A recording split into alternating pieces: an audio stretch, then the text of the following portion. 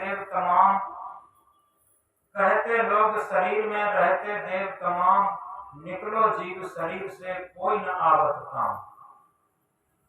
इस बात को गहराई से समझें। सारे शास्त्र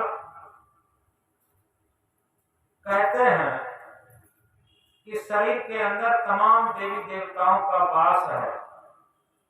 कहीं गणेश का वास है, कहीं ब्रह्मा का वास है, कहीं विष्णु का वास है, कहीं शंकर का वास है, कहीं सरस्वती का वास है। लेकिन जिस दिन सत्य सत्ता चेतन देव, जिसे आत्म देव कहा, इस शरीर से निकल जाता है, उस दिन कोई भी देवता छाती ठोक करके ये नहीं कहता कि अब इस शरीर को आज से हम संचालित करेंगे। यथार्थ में हमारे जीवन का जो सच्चा मूल्य है वो इसी सत्य सत्ता का है, इसी चेतन देव का है, इसी आत्म देव का है, और उसी का जीवन पर हम मूल्य नहीं समझते। तो इसलिए इस बात को बहुत गहराई से समझा जाए। हम किसी भी देवी देवता की पूजा करते हैं, करें, लेकिन जब तक मूल देवता जो आत्म देव है उसे हम नहीं जानेंगे, उसे हम नहीं मानेंगे, उसकी स्थिति को नहीं पहचानेंगे, तब तक हम जीवन के महत्व को नहीं समझ पाते। और उसी को सदगुरु कबीर देव ने इनकलाब करके कहा, हृदय बसे तेई राम न जाना, कहे कबीर खोजे आसमाना। हृदय में तेरे जो घटघट निवासी रमैया राम है वो बस रहा है, और उसे नहीं जानता, आसमान की तरफ हाथ उठा रहा।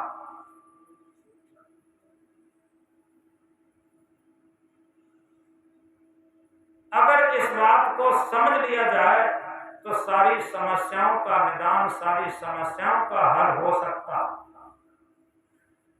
कि हम जितने भी घट हैं, जितने भी शरीर हैं, उनके अंदर जो ड्राइविंग सत्ता है, सत्य सत्ता है, चेतन सत्ता है, उसी के सहारे तो उनका जीवन चलता।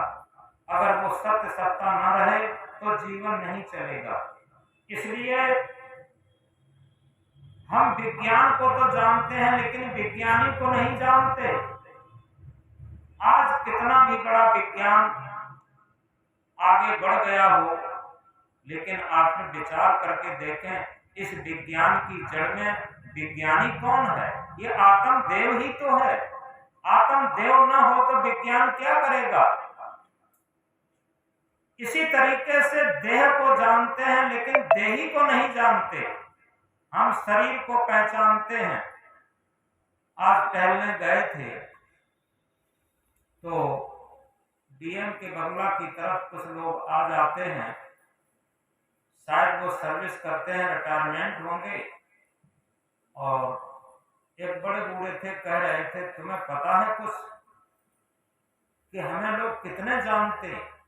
हमें बहुत लोग जानते हैं, शायद ही कोई उधर क्षेत्र में हो जो हमें न जानता। ऐसी बात कह रहे थे।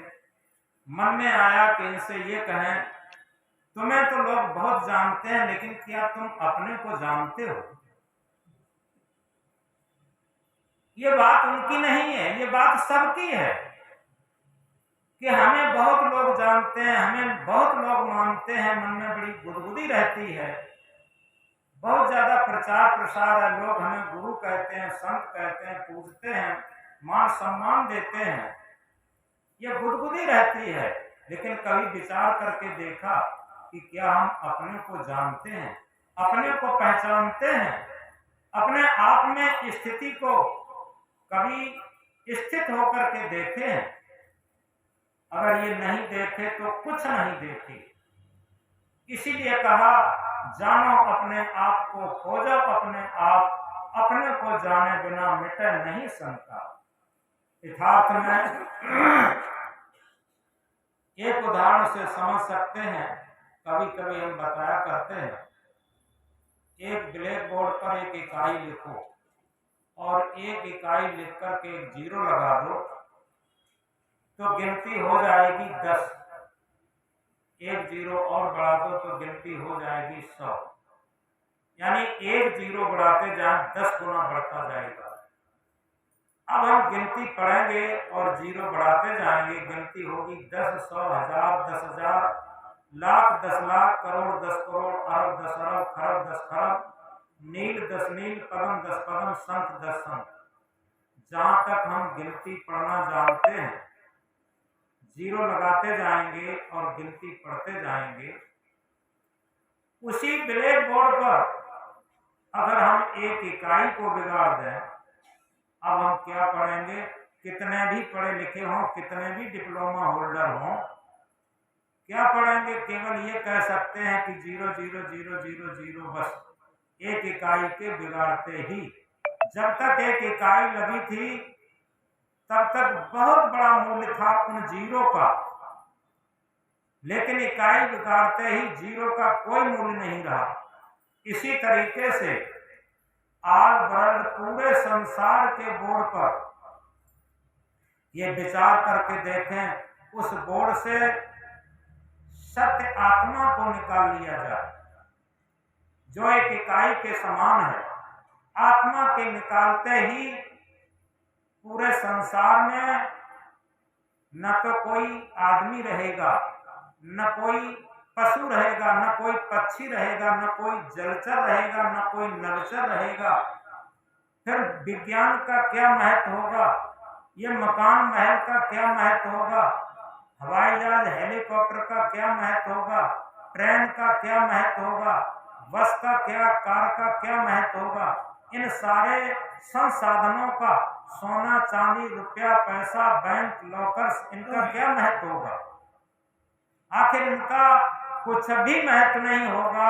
इन सबका महत्व केवल आत्मा से है, सत्य चेतन देव से है।